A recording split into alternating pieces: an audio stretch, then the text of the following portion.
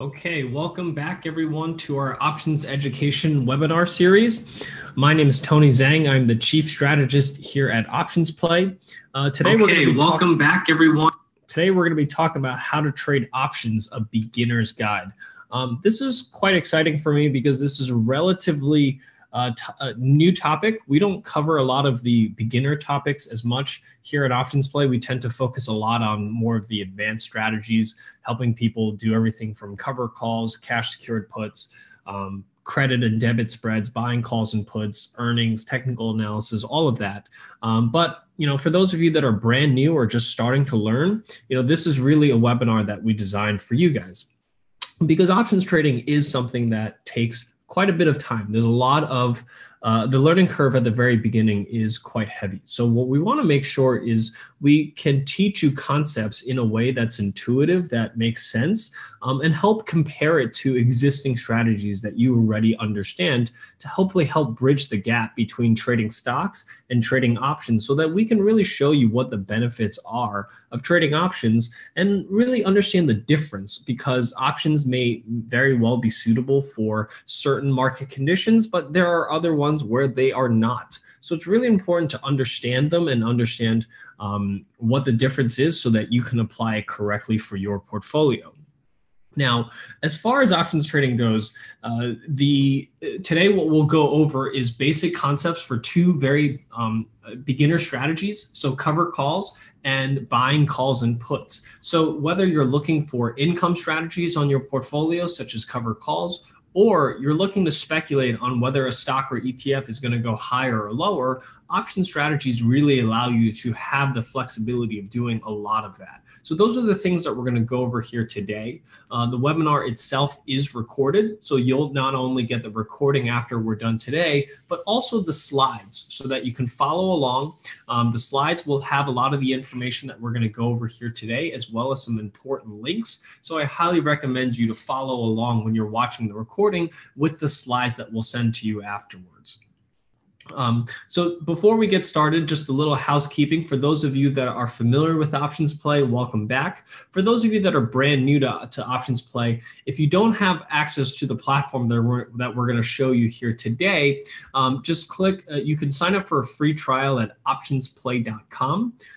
For those of you that are on a free trial, I hope you guys are able to utilize this tool the way that we're going to show you here today. For those of you that have a subscription, you can sign up for $50 a month or $500 a year to the platform that we're going to show you here today. And that gets you some very important things, such as free educational webinars like we're doing one here today, daily trade ideas that we send out, as well as trading signals that you can subscribe to. And specific to this webinar, I think it's really important for everyone to know the Options Industry Council. This is a free resource available to everyone. You can find it at optionseducation.org. We have a link for you in our slides, and it's really designed to make sure that you understand how to utilize some of the basic concepts that we're showing you here today with a lot of the other education that's available to you at the Options Industry Council. So I highly recommend, if you're starting out with options trading and you're learning, check out that resource, because it's really going to have a lot of terminology that you might not understand. The Options Industry Council has a lot of those types of resources to help beginners to get off the ground. So today what we'll be covering is some basic strategy concepts. I want to try to keep things as high level as possible. And the reason for this is because a lot of options education tend to get very technical. They get very dry, and they talk about, stock XYZ trading at $100. And we generally find that traders, when they go through that type of education, they have a tough time bridging the gap between that theoretical academic education that they get with the actual trading platforms that they're utilizing with their brokerage firms. So today I want to keep things as high level as possible, but I also want to use real examples when I show you this, so that you guys can understand everything that we're showing you here today after you finish the webinar, and be able to log into your accounts and actually see what you've learned here today and not feel really confused. We'll really talk about what I want to cover the most actually is just best practices and starting points.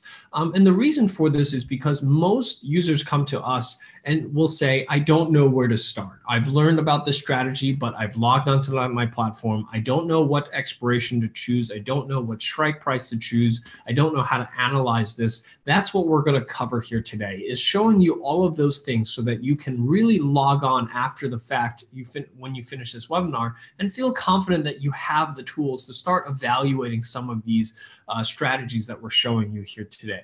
I am going to talk about the Greeks, which is probably the only terminology and technical piece of this whole webinar. However, I want to point out that when we talk about the Greeks, we'll talk about, more importantly, why we're interested in the Greeks, but also we're going to show you how to utilize options play to do the calculations for you. So even though there's a little bit of math involved, you don't actually have to do any of it because our platform calculates all of the Greeks for you, and it calculates the resulting profit and loss, which is really what you're looking for. We'll wrap this up with some trading tips just to help those of you that are starting out to hopefully avoid some of the mistakes that we made as traders ourselves. And then lastly, I want to spend most of our time on options play, showing you the real examples that we're going to go over here today, so that you feel confident after we finish this webinar to start analyzing some of your own ideas and positions into options play. So before I get started, I just want to do a quick poll. I just want to understand what the audience's options trading experience is. Are you new to trading, or if you placed a few trades, or are you an experienced options trader?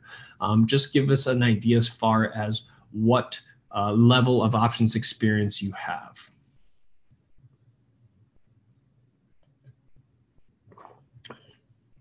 So it looks like about half of you have just started to place a few trades. Welcome. I hope this webinar really inspires you to consider taking a look at options. About a third of you say you're just learning. So especially for those of you that are just learning, that's exactly why we created this webinar. For those of you that are starting out, trying to understand where to start, looks like 80% of you are either brand new or just placed a few trades, and about 20% of you say that you're an experienced options trader. For those of you that are experienced, I really hope that you guys learned something as well, because today we're not going to talk about anything technical. We're going to talk everything at a high level from a conceptual perspective. And I always think that when we talk about it from a conceptual perspective, even experienced traders will typically learn something, because sometimes it's just a frame of mind of how you think about options trading that changes the way you understand a strategy. So I'm really excited to share everything here with you guys today. Let's go ahead and get started. I want to talk about two basic strategies. These are the two primary ways that you would utilize option strategies. Doesn't matter how much experience you have. The two primary ways that you would utilize options is, number one, to generate income, which is by far the number one use of options, if you will, is to generate income. There's lots of different ways to generate income. Today, we're going to be talking about selling covered calls on your portfolio, because this is it's a strategy that doesn't add additional risk to your portfolio. And the second most popular reason that people use options is to speculate, because you either have a bullish, bearish, or perhaps even a neutral view on an underlying stock. How can you utilize options to express that view? So today we're going to be talking about how to buy a call and a put option to express either a bullish or bearish view on a stock or ETF. So we're going to go through examples of each one of these two strategies. I'm going to start by talking about what are the basic requirements of each strategy, and then we'll break down each one to kind of explain it to you in detail. So first of all, talking about selling covered calls. This is really selling call options against the stocks in your portfolio to generate some income. And to trade this strategy, you just need at least 100 shares of any stock or ETF that you have in your account that has options or that is optionable, and you can sell a cover call against that stock position to generate some income. And I think the best way to think about the strategy as to why you would utilize this is think about the stocks that you own in your account. Think about any stock that you have at least 100 shares of, and think about selling that stock at a higher price sometime in the future. How would you go about doing that? You would simply enter a sell order at a higher price and wait for the markets to rise. And when it hits that price, you'd be able to sell your stock at a profit. Now, The only problem is when you enter a limit order to sell your stock at a higher price, you don't get paid for that. You basically are waiting for the markets, and while the markets do whatever it does, there's nothing that you don't get anything from that. But by selling a cover call, you're effectively at a higher price sometime in the future, but someone's actually going to pay you to enter that order. And if the market doesn't rise within a certain amount of time, you can enter that order again and get paid again and over again. And that's really why cover calls is a way to add income to your portfolio. We'll break this down a little further as we dive into the strategy, but that's just the basics of why someone would sell a cover call. The second strategy we talked about is simply speculation. That's why we all buy and sell stocks, is because we're speculating as to whether that stock's going to rise or fall in value. So there's two ways that you can trade this. So if you're bullish on a stock, you can trade a call option, which gives you that bullish exposure. But the key here is that you have limited risk. And we're going to break down this further as far as comparing buying a stock to buying a call option to really drive this concept home, or the strategy home. And the second strategy you can trade is a bearish strategy with limited risk. That's buying a put option. And this actually helps expand some potential opportunities, because many of you may have a bearish view on a stock, but perhaps have never shorted a stock because of the margin that's required, or perhaps you weren't able to borrow that stock, or maybe you just don't want to short a stock because it has unlimited risk. Puts allow you to express a bearish view on a stock or ETF, but still have limited risk. And that's a really key point of why you should consider buying a put when you're bearish on a stock as opposed to shorting the stock. And the key benefit of buying calls and puts, as opposed to just simply buying the stock or shorting the stock, is that these strategies have an asymmetrical risk profile. Meaning if you're correct, you get dollar for dollar exposure, just like buying the stock or shorting the stock.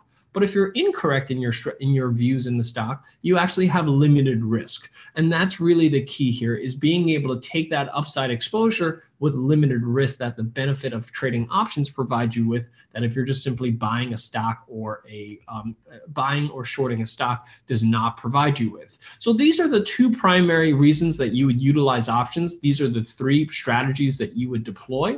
So before we actually dive into each one of these strategies, I just want to ask a second question here. What would you like to utilize options for? Meaning, what inspired you to look at options? Are you looking for income? Are you looking to speculate? And you can choose multiple ones. Are you looking to hedge a portfolio, or do you have other aspirations that you'd like to use options for? I just want to get a feel for why users typically want to look at options trading. So it looks like income and speculation are the two front runners, very close to each other right now. Actually, a tie here for about 2/3 of you say that you want to utilize options for income and speculation. About a quarter of you are saying that you want to utilize this for hedging, and 6% of you say other. So as you can see, tied between income and speculation, top two strategies. That's why we're covering these two strategies. Happy that I asked this question after I put up the slides. And then, as far as hedging goes, that's a completely different topic that we're actually not going to cover here today, but we do have a specific webinar just on that that's already pre-recorded. So remember, when you get the slides, you can click on the pre-recorded webinars. We actually do have one specifically on hedging, since many of you do seem to be interested in hedging. So great. That gives us an idea as far as what we are looking at and what you guys are interested in. So we're going to cover the top two here today, income and speculation. That's what most of you are here for. Let's go ahead and break down cover calls and buying calls and puts so that you guys can better understand the strategy. So first of all, selling a cover call, very simple to understand in my opinion. You have a stock position, you have at least 100 shares of. Think about any stock in your portfolio that you have at least 100 shares of. You can sell a call option against that stock, which again is similar to placing a limit order to sell your stock at a higher price. And the resulting position that you have between the long stock position and the short call position that you have is what we consider a cover call. And that's what we're going to break down here in the next slide. So I like to use real examples in my webinars, and I'm going to jump over to Options Play and show you this example in a few seconds. Imagine that you have 100 shares of Apple and you own this stock at $170. You bought 100 shares at $170. During the sell-off, you picked up some shares. Now you're sitting on these shares and you're wondering, what should you do? You obviously buy it because you think it's going to go higher. And so what I'm proposing here is two alternatives for effectively the same scenario. So traditionally, if you wanted to sell this at a profit, you would enter a sell order at, let's say, 185, a higher price, above the current price. And what you would do is you would basically wait for the markets to rise and hit your 185 limit order. But what I'm proposing here now instead, as an alternative to that, is instead of just entering an order to sell at 185, you can sell at a 185 cover call. So what that means is you're selling a January 2019 185 call option, which collects you a $3 income. So what I want to do is show you the difference between selling a cover call and placing a limit order, and showing you the two side by side so you can see the difference between the two and why people like to sell cover calls as an alternative to simply just outright placing a limit order to sell their stock. So number one, what we want to explore is what is the risk of each one of these two strategies and compare them. So when you sell a cover call, because you're going to receive some income for selling this call, so in this particular case, you're getting paid $3 to sell this call. So imagine placing that 185 sell order, but someone giving you $3 to do so. So that $3, what that does is it goes to offset the risk that you have for the $170 that you own the shares at. So if you own the stock at 170, now your risk is down to $167 a share, as opposed to if you just entered an order to sell at 185, your risk is still at 170 because that's how much you paid for the stock. And if the stock goes to zero, you will lose all of it. Now, if the stock goes to zero, you will lose all of it minus the $3 that you've collected. So you're risking $3 less by entering a cover call as opposed to just entering a sell order. Your potential reward is now increased by $3 because the difference between the 185 strike and your cost basis, which is now 167, is $18 a share. So your maximum gain on the stock now is $18 a share, as opposed to only $15 a share if you had bought just the stock and sold the stock at 185. Now, this strategy is going to be profitable as long as the stock stays above 167 if you sold the cover call, because your cost basis is now 170 minus the $3 that you've received for the income strategy. So versus if you just bought the stock, then this strategy is only profitable if the stock stays above 170. And lastly, in terms of exposure or in time, you actually have this exposure up only until the expiration date. So you only have to sell your stock at 185 up until January 2019. And what happens is, since you collected $3 between now and January 2019, if at expiration the stock doesn't go above 185, you can sell another option. You can sell a February 185 call and maybe collect another $3. And you can repeat this cycle over and over again as long as the stock doesn't rise to the price that you placed your order at. You could do this over and over again. And that's really why this is an income generating strategy for your portfolio, because you can do this over and over again until the stock does get sold. Versus when you own the stock here, you basically hold that exposure until Apple actually rises to your limit price. So you're able to effectively place an order to sell your stock for a certain period of time, get paid for it. And if you end up selling your stock, you end up making a slightly higher reward than you would have if you didn't sell the cover call. And if it doesn't rise to 185, you can do it all over again. And that's how you can generate income. And this is really the reason why this is the single most popular trading strategy amongst options traders, is generating income off of the assets that you already own in your account. We're going to go through some examples of this using Options Play. I'm going to show it to you in Options Play very quickly on the Income tab. This allows you to type in any symbols such as Apple. We're going to look at Apple, which is trading at 174 right now. It's recovered a little today during the day. What it does is it shows you exactly which cover calls to sell. So December 28th, 185 cover calls. It tells you exactly how much income that you're going to receive, what the annualized return is, and it explains the strategy to you in plain English. So that's how our platform here at Options Play is. We'll be able to help you, plug in a symbol and see where you can sell a cover call at. So we're going to go back to Options Play in a second. Next, I want to cover if we have a bullish view on Apple. So let's say, again, Apple's trading at 170 right now, and now we have a bullish view on Apple. What can we do? This is really where we want to compare buying a call option, which is the bullish strategy that you can place if you're bullish on a stock. Compare that to buying the outright stock at 170, because those are the two strategies that you can trade if you're bullish on Apple stock.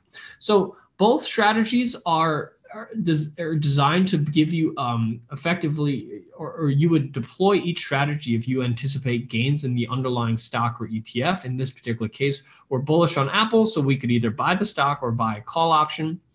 Now, the next step is really where this differs quite a bit, because the risk that you pay on a call option, let's say I paid $8 for this January 170 call option, then my risk here on the call option is limited to the $800 that I paid for this call option, which is the $8 times the 100 shares per contract. So my risk is completely limited no matter what happens. Even if the stock goes to zero, my risk is $800 per contract.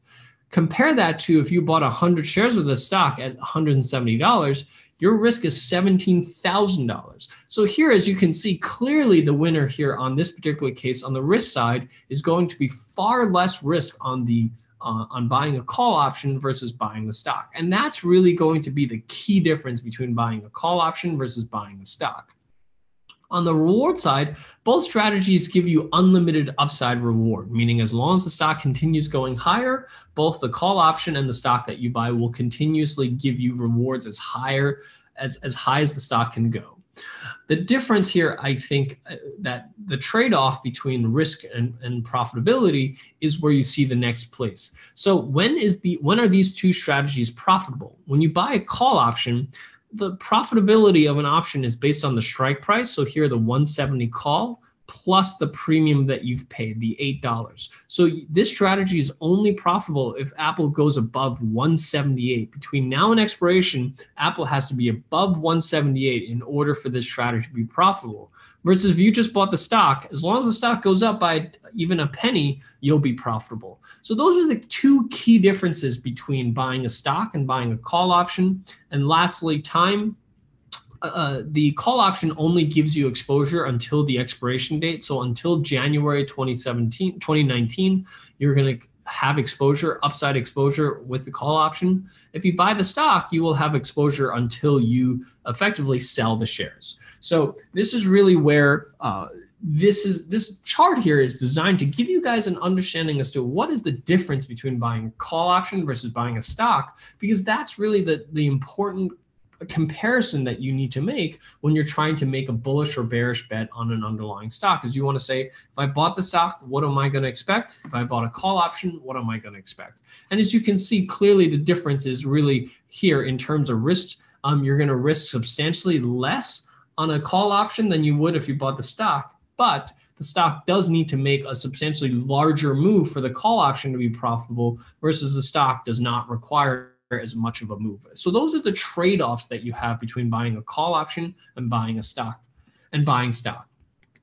Next, let's look at the bearish example. This is really where, same example, Apple's trading at 170, but let's say you're bearish on the stock. Maybe you think that iPhone sales is really slowing down. You think it's going to keep going lower, 150, 160, maybe even lower, 140. How can you express that view? So the first option that you have when it comes to trading options is simply buying a put option. So here I have the same thing, a January 170 put option.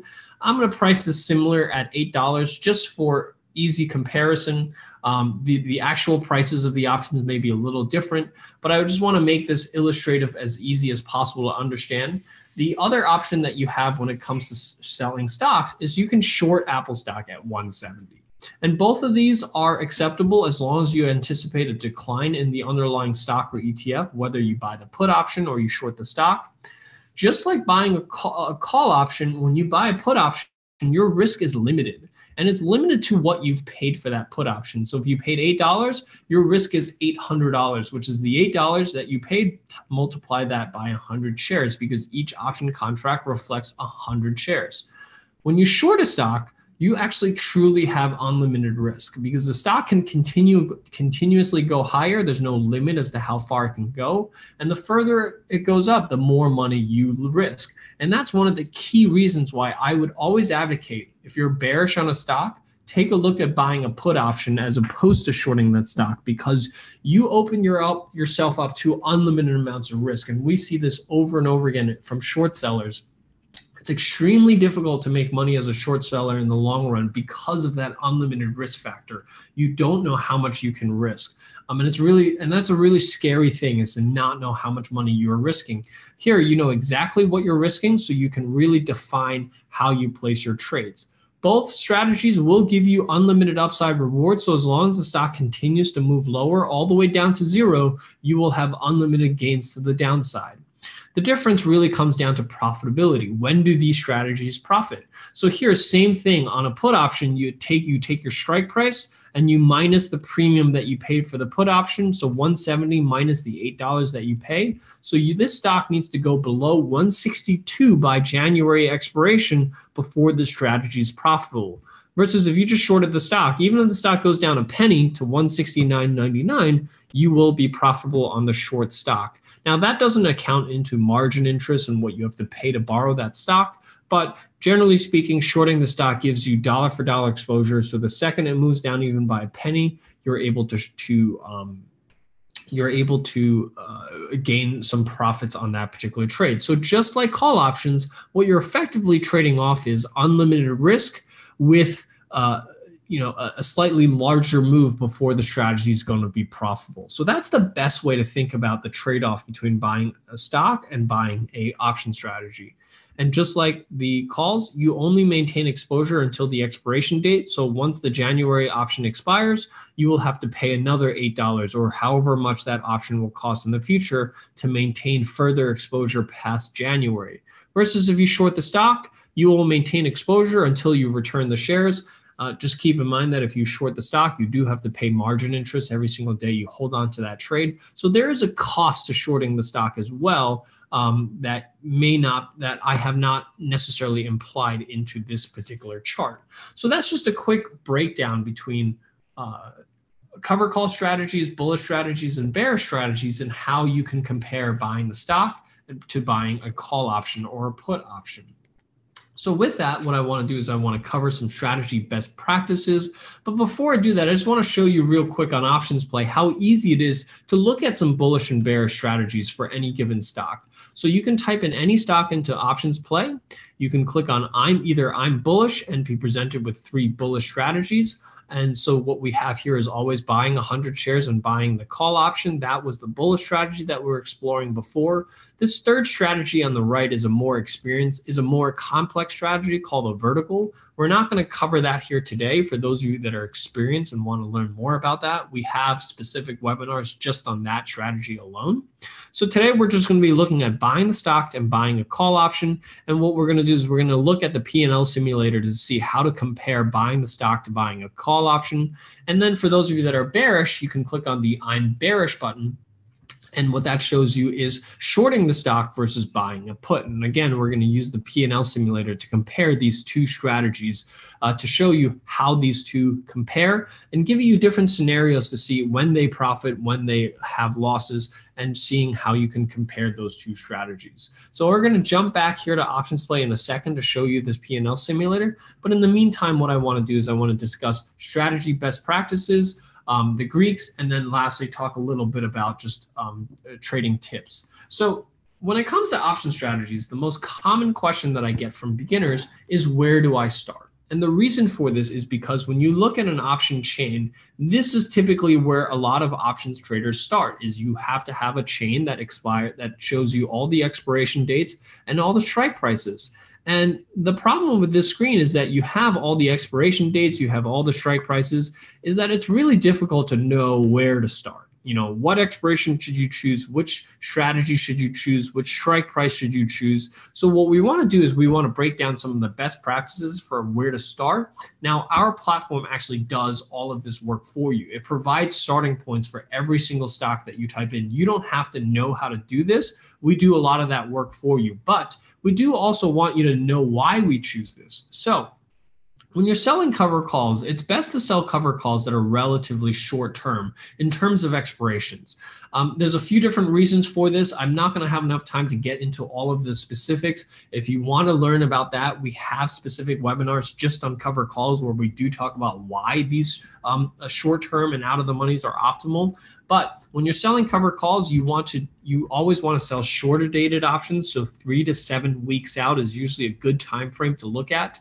And you always want to sell out of the money calls because these are call options above the current stock price. You always, when you place a limit order to sell your stock, you'll always place it at a higher price than the current price. And that's the same reason why we choose out of the money calls that are above the current stock price.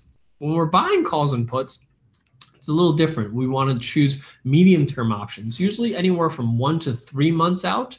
Again, if you want to learn more about why, we do have specific webinars getting into the specifics of this. But when you're buying a call or a put, you want to choose anywhere from 1 to 3 months out as a starting point.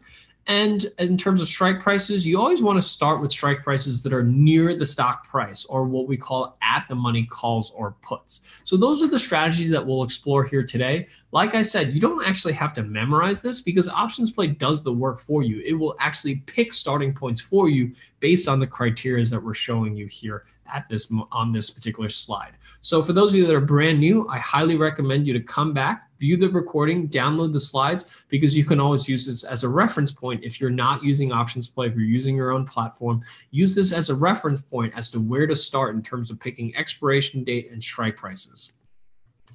Next, I want to talk about the Greeks. And this is really where I tend to lose some people. This is where some people find options a little too confusing. But the whole reason that we even want to look at the Greeks is because we want to calculate profit and loss. We want to know if the stock goes up by 10 points, how much money do I make on my option? Or if I'm holding on to this trade for another 10 days, how much money do I make or lose? And that's really what the Greeks tell us. However, sometimes the Greeks, in my opinion, scare people off because we call them the Greeks and they're terms that people don't understand, and there's math involved. So you have kind of a triple threat right there. You have math, you have Greek terms, and you have concepts that people are difficult to grasp. So what we do here at Options Play is we do all the calculations for you so that you don't have to do any of this. But I do want to explain to everyone the two basic or the two most important Greeks that everyone should understand if you're going to trade options. Even if you don't know how to calculate it, it's just important to understand them as a concept.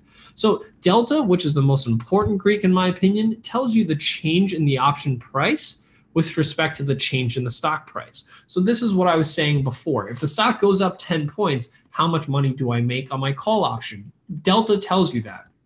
So if you have a call option of a delta of 0.05, that means for every dollar that the stock moves up, that option price will move up by half of as much, 50 cents.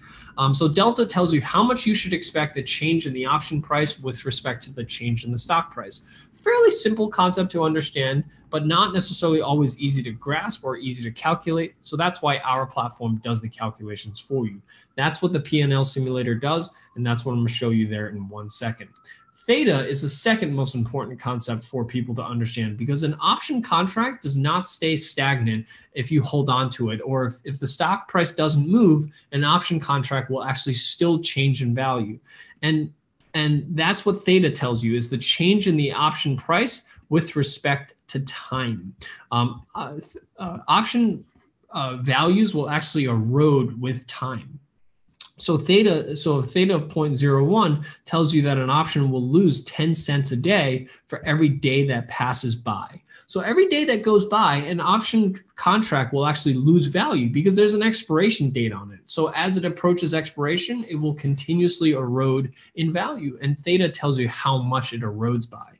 So the important thing to understand is not necessarily theta, but necessarily how it affects an option. So if you're buying options, such as if we're buying a call or a put for speculation, this is what's considered negative theta. So the option will actually lose value as you hold on to it. So this is why buying options is a tactical strategy, and you need to make sure that you understand theta because it's working against you when you buy an option strategy. When you're selling options, such as when you sell a cover call, you have positive theta. That's where you're going to gain from that loss in the option value decaying, because that's working in your favor. Because you're short the option, you want that option to actually decay in value, and the more it decays, the more gains that you have. So that's really the most important piece to understand about theta, is that if you're buying options, it's working against you. If you're selling options, it's working in your favor, which is again why selling options is the preferred method of trading options for the most part. But buying options does have its place. So it's just really important to understand these two and how they differ. So lastly, what I want to cover is some trading tips. If you're selling options, such as if you're selling cover calls, the goal here is to hold that cover call until expiration. Because I get the question, if I buy an option or if I sell the option, what do I do with the expiration date? Do I hold it to expiration? And the answer is, if you're selling options, the goal is always to hold that to the expiration date. And the goal here when you're selling cover calls is to simply repeat this cycle consistently. So if you sell a cover call this month and it expires worthless, you want to sell it again the next month. And that's how you generate an income stream for the portfolio that you hold. And lastly, always have an exit plan. I don't have enough time to cover the exit plans for cover calls. However, again, we have a whole webinar specific just to cover calls, and we cover in detail what are the different scenarios you'll come across and how to handle each one. When you're buying options, such as if you have a bullish or bearish view and you want to buy a call or a put option, it is the opposite of selling a call option. Is you don't want to hold it to expiration. You almost always want to exit before expiration. And again, this is part of why what we were saying in the previous slide, theta is working against you. Time value is eroding. So you don't want to hang on to it for a very long time. You want to be very tactical about it. You want to buy a call option when you think the stock's going to move higher. And as soon as it hits your target price, you want to get out prior to expiration, because you don't want to continuously hold on to it. If you do, it's going to erode some of your profits.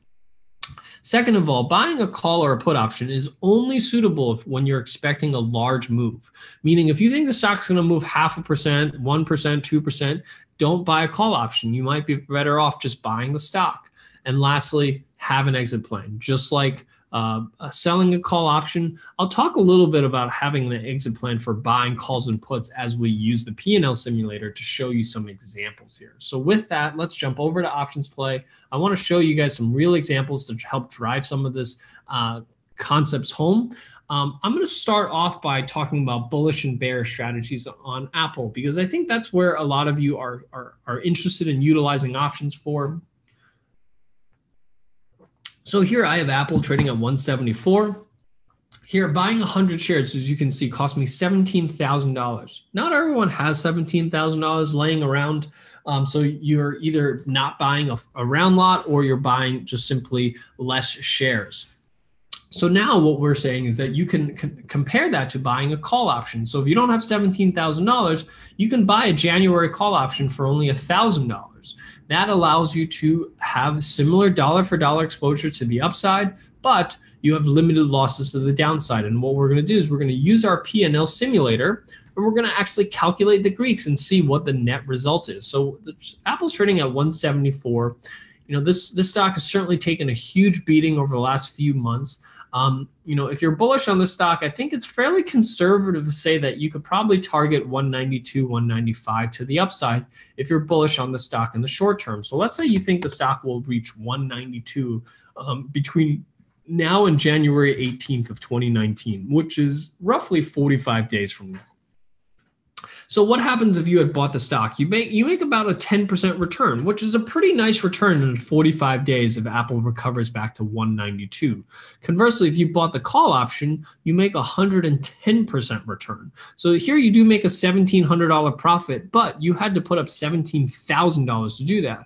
Here you make a $1,100 profit or $1,150 profit, but you only had to put up $1,000 to do it. And that's really where options give you leverage, because it allows you to take a view with 100 shares of stock while putting down only a fraction of the amount of capital to buy 100 shares. And when you do have that call correct, that's when you're able to make a fairly nice return, 110% return versus only a 10% return for buying the stock. And you can use this P&L simulator to simulate other criteria. So, it was at 185 a few days ago. So maybe you're a bit more conservative. You think the stock will only hit 185. So you can use this P&L simulator to compare buying the stock to buying a call option very easily and see exactly what the expected return is so that you don't have to calculate any of these things on your own manually.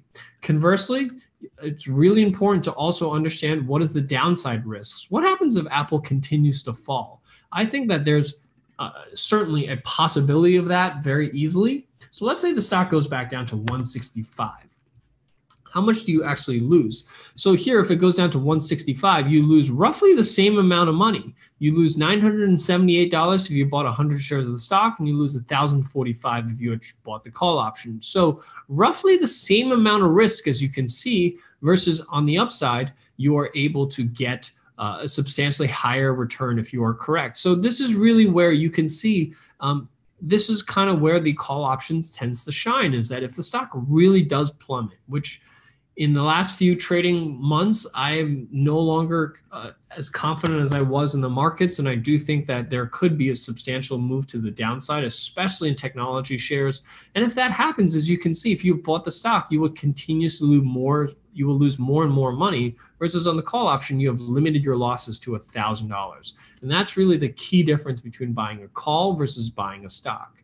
Next, let's take a look at a bearish trade. Let's say now you are bearish on Apple. You think it's trading at 174 and you're concerned that the stock will go back down to 160, 150.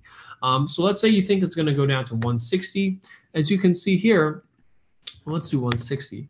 If the stock goes down to 160 and you shorted the stock, which does require a substantial amount of margin, maybe not $17,000, but it certainly requires some margin requirements to do that. Here you make about an 8% return on shorting the stock versus 111% return if you had bought the put option.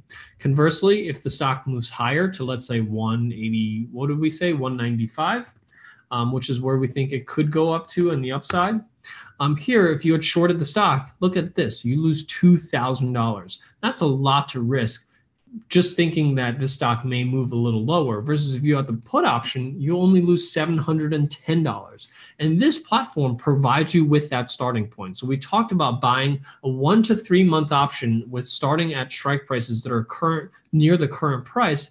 And look, it chose for you a January 18th of 175 put. So it provides you with that starting point and gives you the analytics to start looking at some option strategies and start playing around.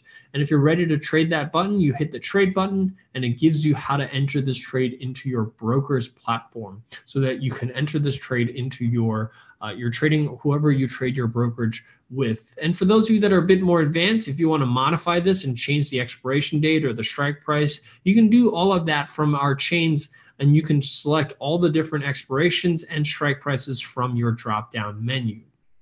So this really allows you the flexibility of looking at not just the strategy that we're starting you off with, but also making some modifications if you need to go further out in time because you think that this stock will move lower, but it'll take a little longer. You can change all of these things, but it really provides you with a starting point so that you can start looking at some options without having to pick from this screen first.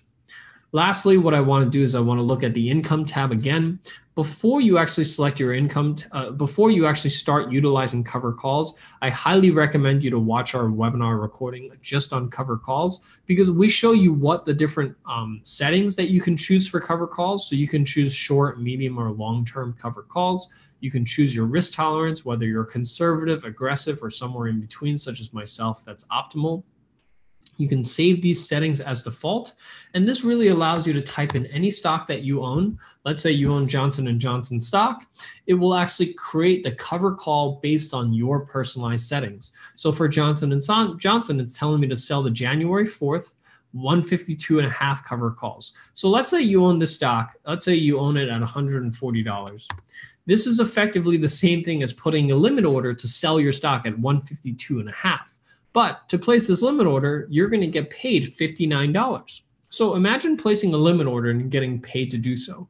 And if by January 4th, the stock is not above 152.5, you can do it all over again and collect another $50. So you can do this over and over again and create an income stream on the stocks that you own in your account. And when it does hit that level, 152.5, you've now sold your stock at a profit.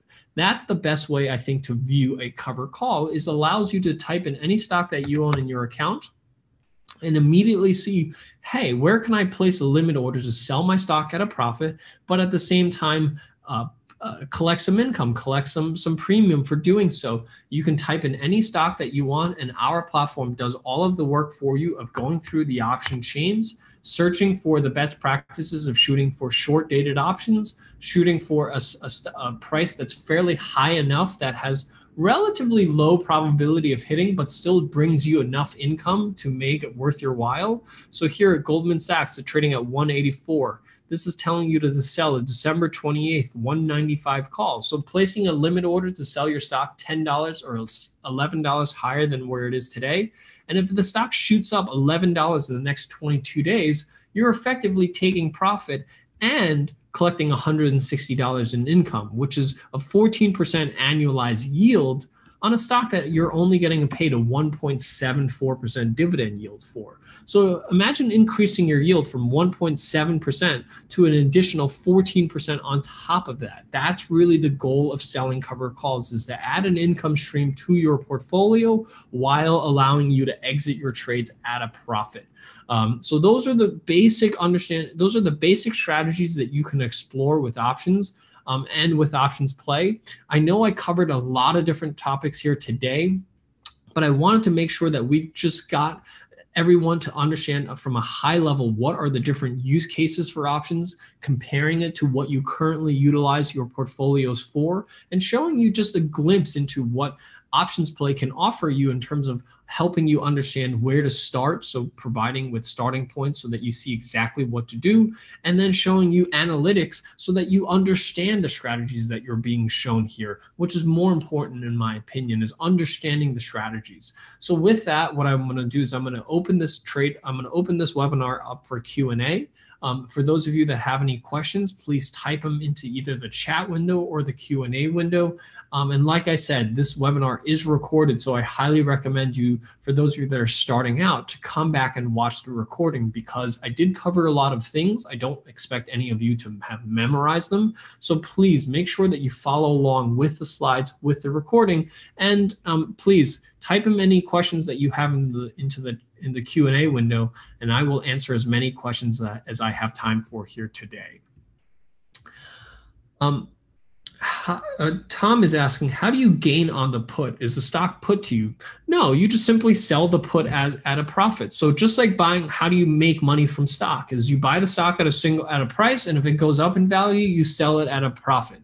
Same thing with the put option. So this 185 put right now costs $845. If the stock was to actually drop, this put option will increase in value. So let's say it increases to $1,600. So now you're able to sell that put option for $1,600 and realize an $800 profit from selling that put option. So you would do it the same way that you would buy or sell a stock.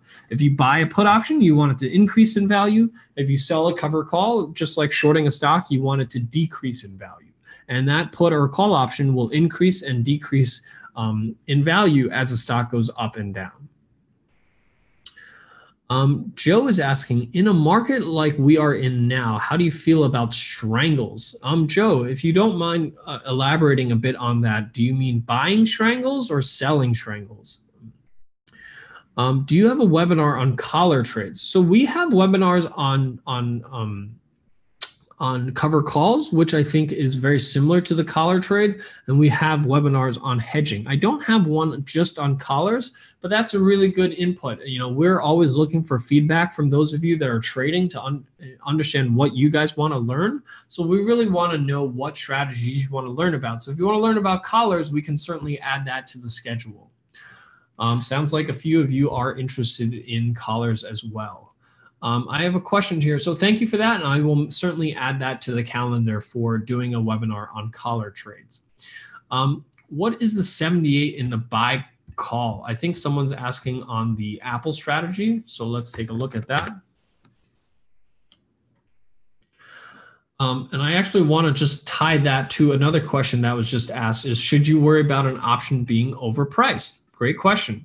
How do you know if an option is overpriced or not? And that's really what the options play score is telling you. So the first question is, what is the options play score? And the second question is, how do I know if an option is overpriced? So I'm going to answer both of those things at once. So the options play score is really telling you how well balanced the risk and reward of each strategy is. So as you can see on each one of these P&L graphs, there's a certain amount of green, that's your potential reward, and there's a certain amount of red, that's your potential for risk.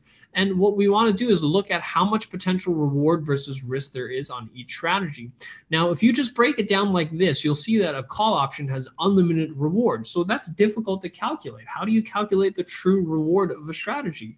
And that's really why we created the options play score. We wanted to see what is the true risk reward of each strategy so that you can compare them apples to apples, because you can't really compare buying a call option to a stock sometimes, because one has unlimited reward and the other one doesn't. So that's why we created the options play score. And how can I tell if an option is overpriced? When you have a low options play score, that's telling you an option is fairly expensive. And it's reflected in the fact that you're going to have a larger potential risk and a smaller potential reward, because the more expensive an option is, the more risk you have and the less potential reward you have. And that's what the options play score tells you. So that's why we created the options play score, so that you can quickly get a gauge for whether the risk reward on a strategy is good or not. And that also at the same time tells you whether if an option is cheap or expensive. Please clear my doubt. A 30 delta than an 80 delta. Is that correct? So I don't think that's the right way to view deltas, because yes, you're risking a higher dollar amount, but a 30 delta call is all extrinsic value. So that's going to erode to zero if the stock doesn't move. Whereas an 80 delta call is mostly intrinsic value that doesn't erode. So I wouldn't compare the two. And Guillermo, that's a bit of an advanced topic. So if you want to ask me that question, please send me an email at info@optionsplay.com, and I'm happy to answer that question. Joe saying selling strangles. Again, that's a bit of an advanced topic, but certainly this market with higher implied volatilities does tend to favor selling strangles, but selling strangles also involves a lot more margin. So you're going to have to put up the naked margin requirement on the short put and the short call at the same time. So Vance's question, Joe, if you have more questions about selling strangles, please send me an email at info@optionsplay.com. Can you go over the potential risk on the downside of cover calls as well? I believe I did cover that. So on the cover call, your downside risk is simply the shares that you purchased it at minus the premium that you receive on the call. So if you bought 100 shares of Apple at 170 and you sell a cover call for $3, your risk is basically the 170 minus $3 or 167. So and the more times you do a cover call, the more you reduce your risk by. So if you sell this cover call for $3 and it expires worthless, and you do it again and again, then let's say you do it a total of 3 times, then you're going to reduce your risk on the stock from 170 down to 161, because you're going to collect $9 in total premium minus what you paid for the stock. So you're going to consistently reduce the risk of your strategy on each time you're able to sell a cover call.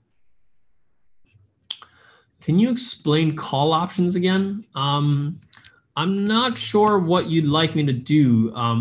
I think that if you want me to explain it all over again, it's probably best that you watch the webinar recording. Can I place trades from within Options Play? So no, you cannot. You can only utilize Options Play as an options analytics tool. If you want to place an order in your broker's platform, you just simply click on the trade button, and we give you all the details on how to enter this trade into your broker's platform. So whether you trade at Fidelity or Merrill Edge, you can enter these orders based on the order ticket that we show you. If you have a cover call and your stock is called, will the stock be automatically sold and the call option be bought to close? Yeah. So all of those, your broker will basically take care of the whole exercise automatically. So the stock will leave your account.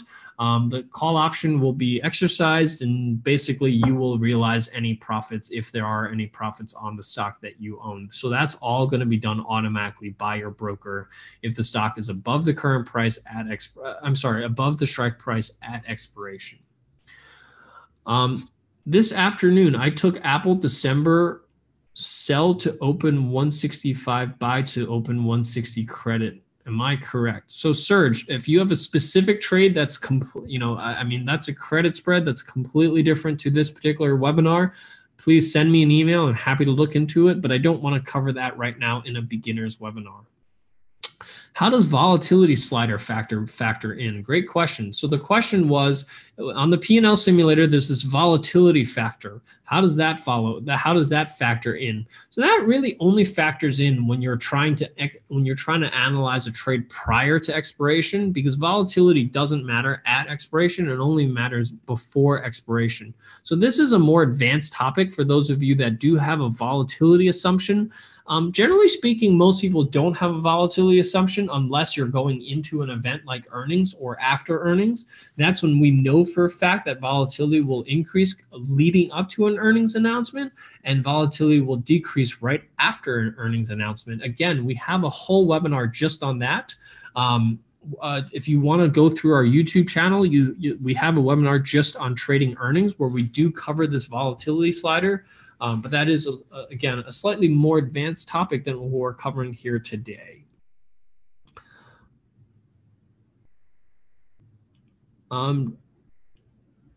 I saw many trainings and tools for trading. I think yours is one of the best and less sales-ish. Thank you very much. Thank you for keeping it simple. I will be attending more sessions. Thank you so much. I really appreciate that. I mean, Canadian market. Does this tool cover options in Canada? Yes. So if you trade Canadian securities, you can go to tmx.optionsplay.com, and we have the same tool available for Canadian securities. Are there any other questions for today? Aaron, thank you so much.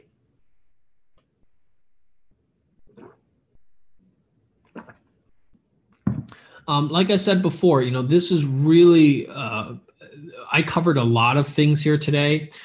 We really try to keep things as simple as possible, but at the end of the day, options is, there's a lot to learn. It's not something that you can learn in a 45-minute webinar, but we tried to cover as much as possible to hopefully excite those of you that are new to options trading to consider taking a look, and hopefully inspire you that there are tools and education that's out there that makes options education easier for users, as opposed to just simply looking at pages and pages of this, which is, in my opinion, almost impossible for someone who's brand new to know where to start.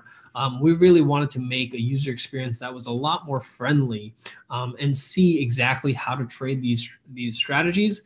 I have a question here. Where do I see delta and theta of a stock? So you can click on you see this P&L chart, and at the very bottom it'll say explain strategy in Greeks. And not only do we tell you the delta and theta, but we actually explain it to you in plain English, so it's a little easier to understand. So if you buy this call option that we talked about that cost you $1,000, for every dollar that Apple increases will result in a $62 profit on the call option, but due to time decay, this will lose about $9 in time value per day. So this is really designed to give you a better understanding of the Greeks, but in plain English.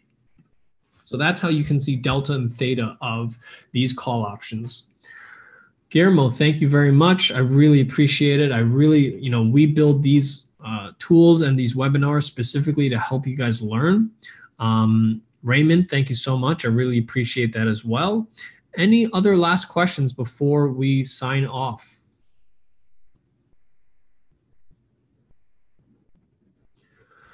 Joe's asking, can you talk briefly about scoring system? I think you're referring to the options play score. Are these defaults presenting best scenario? So I don't know that there's any such thing as a best scenario, because best scenarios are always based on your outlook. I don't know what your outlook on the stock is, whether you're mildly bullish or extremely bullish. That helps you determine what your strategy is. And that's really where you can create your own inputs here in terms of how bullish you think a stock is, where you think it will go, and what time you think it'll hit it by, and tells you exactly how each strategy will perform. Like I said, this is all designed to give you starting points. We don't know what your outlook is, which is why it's difficult to say what's the best scenario. As far as the scoring system goes, it's simply looking at the potential reward, the green on this chart, and weighting it by the potential risk, which is the red that you see on your chart. And what we're saying is how much green is there for the amount of risk. So as you can see here, this strategy has a lot more green with less risk, because here you have a max reward of $1,500 while risking only $939. Versus here, if the stock goes up to, let's say, here, I'm going to make a 123% return, but I'm risking a lot more money. And that's why this strategy here on the right gives you a lower options play score, because you're putting more money at risk for the same unit of potential reward. And that's really the goal here of the options play score, is to give you an idea as far as how cheap or expensive the option is, which will reflect how much potential reward you can get from the strategy. Can you explain the support and resistance graph and values shown on the chart? Yep. So we calculate our own support and resistance levels based on where we've seen price history has reacted to. And what we do is we show you where those prices are on the chart, and I highlight it for you. So we calculate support on Apple's at 150, resistance at 196, and 211 above you. So as you can see, there's a pretty wide range where the market doesn't have a lot of reaction to any specific levels other than 150 and 196.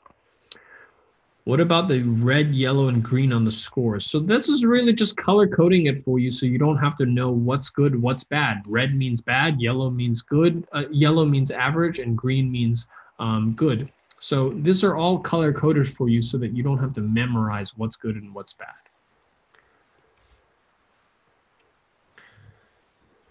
Is it a bad idea to buy a low volume option? That's a good question.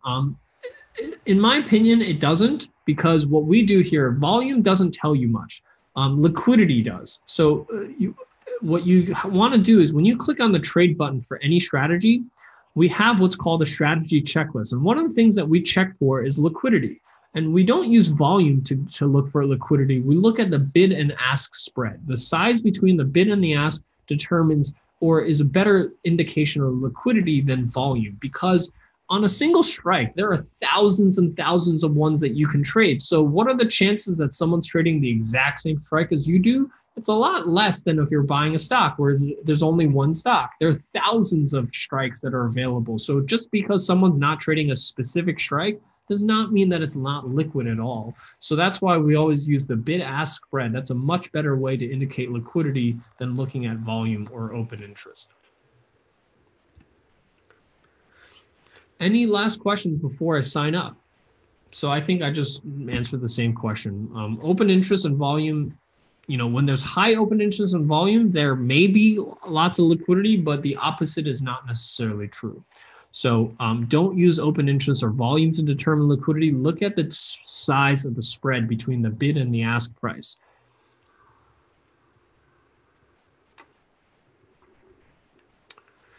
Can I enter SPX or SPY? Absolutely. Any last questions?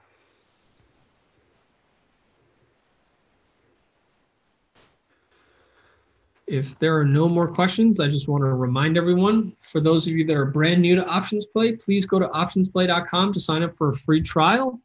And for those of you that are on a free trial that want to continue having access to this platform and the education that we provide, just simply please subscribe to us for $500 a month or $50 a month or $500 a year. So thank you so much. I hope you guys all have a great afternoon, and I will see you guys next week.